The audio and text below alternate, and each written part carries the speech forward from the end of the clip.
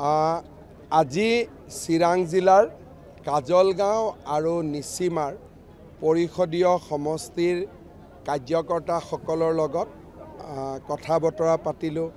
ধুনীয়া মিটিং হ'ল। বৰষুণৰ মাজতো ইমান মানুহ আহিছে। সকলোৰে মনত এটা বিজেপিক লৈ উৎসাহ হৈছে।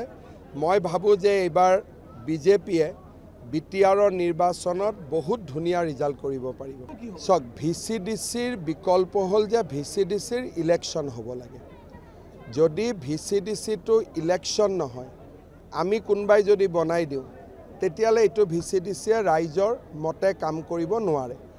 অসমত যেনেকৈ পঞ্চায়তৰ ইলেকশ্যন হয়, তেতিয়া 5 বছৰ মূৰে মূৰে ইলেকশ্যন হ'ব, মানুহে বেয়া কাম কৰিব, ভয় কৰিব।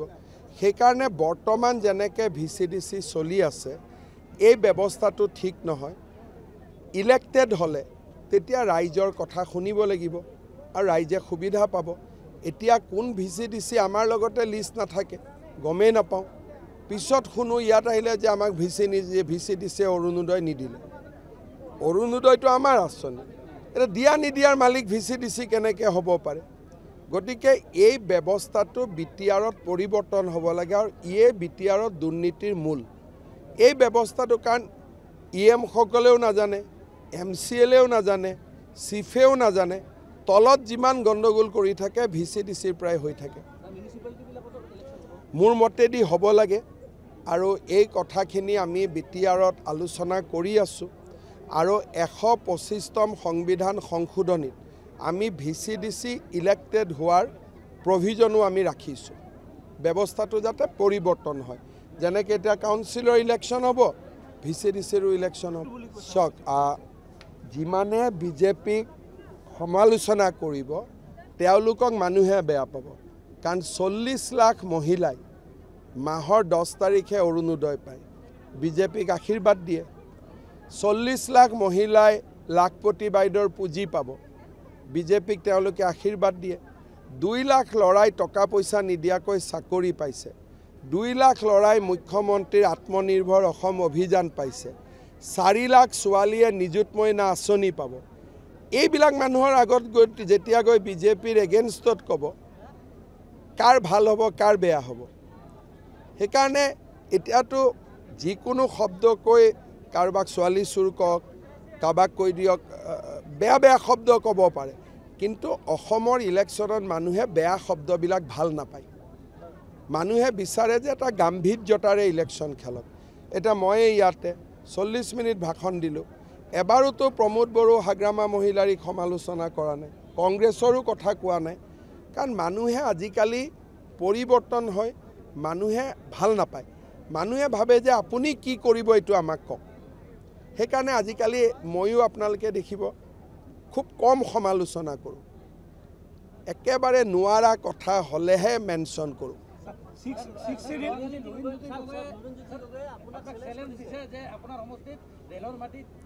চাওক, লুৰিণজ্যোতি গগৈয়ে মোৰ সমষ্টিত ক'ত মিয়া মুছলমান আছে দেখুৱাই দিয়ক।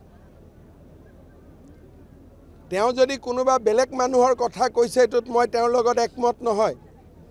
তেওঁ ইনডাইৰেক্টলি এটা বেলেগ ভাৰতীয় মানুহক আক্ৰমণ কৰাৰ কথা কৈ আছে। তেওঁ চিধা চিধি ক'ব লাগে নহয়, তেওঁ কাক উদ্দেশ্য কৰি এই কথাবোৰ কৈ আছে, হয় নহয়? তেওঁ কোনোবা এটা জাতিক উদ্দেশ্য কৰি কৈ আছেতো, সাহস আছে যদি নামটো কৈ দিয়ক।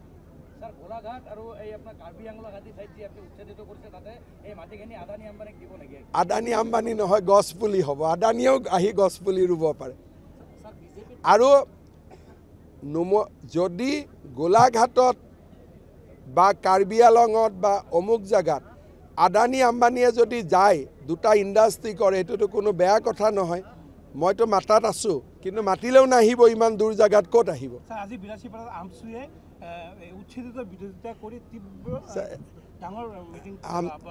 আমচুৰ মিটিঙত মানুহ হ'ব পাৰে, কিবা হ'ব পাৰে, কিন্তু আমি যিটো কৰিম বুলি কৈছোঁ কৰিমেই। আমচুৱে হুলস্থুল কৰিলে 2টা এভিকশ্যন বেছি হ'ব। সংখ্যালঘু অধ্যুষিত এলেকাত কৰা নাই, মিয়া মুছলমানক কৰি আছোঁ, যিখিনিয়ে ফৰেষ্টত জবৰদস্তি সোমাইছে বা VGR PGRত জবৰদস্তি সোমাইছে।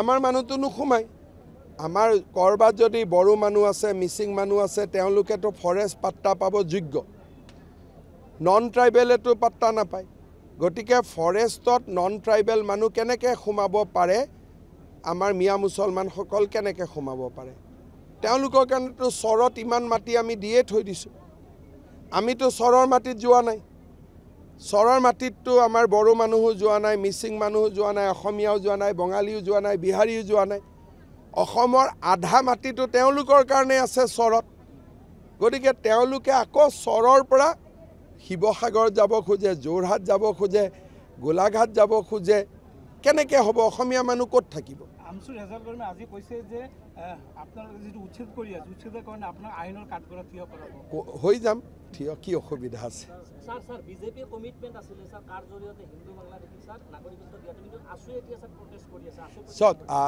আসুৱে প্ৰটেষ্টটো কৰিছে আসুৱে সুপ্ৰিম কোৰ্টত কেছু দিছে গতিকে সিদ্ধান্তটো সুপ্ৰিম কোৰ্টে ল'ব গতিকে কোনোবাই আন্দোলন কৰাটো মই বাধা নিদিওঁ কিন্তু কাখন এখন আইন হয় আইন বাতিল কৰাৰ অধিকাৰ অকল সুপ্ৰিম কোৰ্টৰ থাকে অসমৰ মুখ্যমন্ত্ৰীটো নাথাকে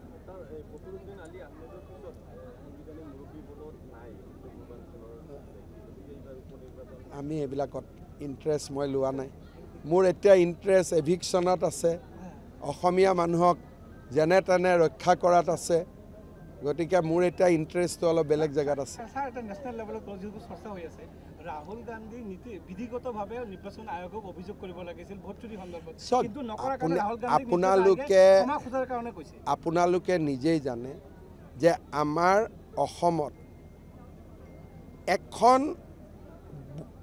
চৰত হওক বিভিন্ন জেগাত মৰা মানুহৰ নাম দিটো ভোটাৰ লিষ্ট ভৰ্তি হৈ আছে নিজৰ নাম নাকাটে বিয়া হোৱা ছোৱালীৰ নামো ভোটাৰ লিষ্টত ৰাখি থৈ দিয়ে আকৌ 100% তাত ভোটিঙো হয় গতিকে SIR আহিলে ভোটাৰ তালিকাৰ নাম আৰু আধাৰ এই দুইটা যেতিয়া সংযোজিত হ'ব তেতিয়া সমস্যাবোৰ নোহোৱা হ'ব কিন্তু ৰাহুল গান্ধী আকৌ SIRৰ বিৰোধিতা কৰে গতিকে তেওঁ কি লাগে তেওঁ নিজেও স্পষ্ট নহয় তেওঁতো ইলেকশ্যন কমিশ্যনক গৈ ক'ব লাগে যে ভোটাৰ তালিকা সংশোধন কৰক নামৰ লগত আধাৰ নম্বৰটো লগাই দিয়ক যাতে দুটা মানুহে দুই জায়গাত ভোট দিব নোৱাৰে তেওঁৰ সেইটোত ইণ্টাৰেষ্ট নাই তেওঁ খালি নিৰ্দিষ্ট মানুহ কিছুমানৰ নাম লৈ তেওঁ দেখুৱাই আছে আৰু যদি তেনেকুৱাই ভোটাৰ লিষ্ট বেয়া হিমাচলত তুমি কেনেকৈ জিকিলা কৰ্ণাটকত তুমি কেনেকৈ জিকিলা তেলেংগানাত কেনেকৈ জিকিলা তুমি জিকিলে ভাল ইমান দিন EVM কৰি চলিলে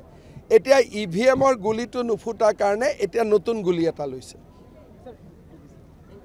আৰু হিন্দী মেচৰ দৰে চক BTCত উচ্ছেদটো ইমান সহজ নহয় কাৰণ BTCত বহুত মানুহে মাটিৰ পট্টাই পোৱা নাই প্ৰথমতে খিলঞ্জীয়া মানুহক মাটিটোতো দিব লাগিব 26টা জনগোষ্ঠী এনে যদি এভিকশ্যন কৰে তেলেখন আপুনিও এভিকশ্যন হৈ যাব এতিয়া অসমত আমি কেতিয়া এভিকশ্যন কৰিছোঁ প্ৰথম বসুন্ধৰা আঁচনি আনি আমাৰ মানুহখিনিক মাটিৰ পট্টা দি তাৰ পিছতহে উচ্ছেদ এতিয়া যদি BTAD ডাইৰেক্টলি উচ্ছেদ কৰে তেতিয়ালে দেখোন কোচ কলিতা ৰাভা বড়ো আমাৰ গোৰ্খা হিন্দীভাষী আদিবাসী বঙালী সবেই এভিকশ্যন হৈ যাব দুখ কি কাৰণ মাটি এতিয়ালৈকে তেওঁলোকৰ বিষ্মুটুৱাৰী শেষে হোৱা নাই যেতিয়া প্ৰক্ৰিয়াটো শেষ হ'ব সকলো মানুহে মাটিৰ অধিকাৰ পালে তেতিয়াহে আপুনি ক'ব পাৰিব যে এইখিনি মানুহক উচ্ছেদ কৰক গতিকে BTADত প্ৰথম কাম হ'ল মানুহক পাট্টা দিয়া দ্বিতীয় কাম এভিকশ্যন অসমত পাট্টা দিয়া কামটো হৈ গ'ল কাৰণে আমি এভিকশ্যনত লাগিছোঁ গতিকে সব বস্তুৰ সিকুৱেন্স আছে প্ৰণালীগতভাৱে আগুৱাই যাব লাগিব এইটো ইমোশ্যন আৰু আবেগৰ কাম নহয় চক মই এটা কথা কৈছোঁ যে কাউন্সিল বনালেও ভোট নিদিয়ে কাউন্সিল নবনালেও ভোট নিদিয়ে মানুহে ভাল পালেও ভোট দিব ভাত নাপালে ভোট নিদিয়ে কোনো দল সংগঠনৰ কথাত কোনেও কাকো ভোট নিদিয়ে ভোটটো ব্যক্তিগত মাকৰ ভোট বেলেগ বাপেকৰ ভোট বেলেগ লৰাৰ ভোট বেলেগ বোৱাৰীৰ ভোট বেলেগ কিন্তু সূত্ৰধাৰ সমাজখন পিছপৰা কাউন্সিল লাগে তাত মই সমৰ্থন কৰোঁ কিন্তু এইটোৰ লগত ভোটৰ কোনো সম্পৰ্ক নাই যিজন লৰাই কৈ আছে ভোট নিদিয়ে তেওঁৰ মাকে গৈ ভোট দি দিব তেওঁ কেনেকৈ গম পাব সেইকাৰণে ভোটটো ব্যক্তিগত বিষয় মই নিজেও নাজানো মোৰ ল'ৰা ছোৱালী একেলগে গাড়ীত যাব কাক ভোট দিছে ধৰিব নোৱাৰে আৰু বাহিৰত ওলাই আহি চবকে ক'ব যে তোমাকে ভোট দিলোঁ বুলি সেইকাৰণে ভোটৰ কথা কোনেও কাকো দায়িত্ব ল'ব নোৱাৰে যিবিলাক দল সংগঠনে কয় আমি ভোট নিদিওঁ আমি কৰোঁ তেনেকৈ নহয়